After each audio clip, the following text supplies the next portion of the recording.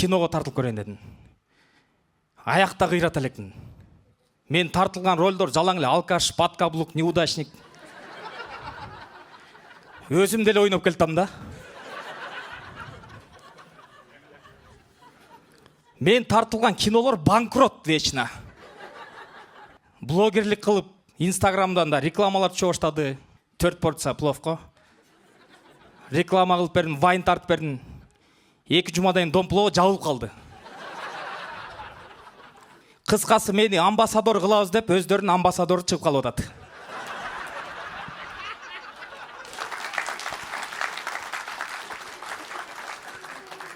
Тамада болуп жүрөм. Мен алып барган тойлорго Атабеков келе элек. Максимум Курал Чокоев. Же лизгинка билеген балдар ушундай эле да мен.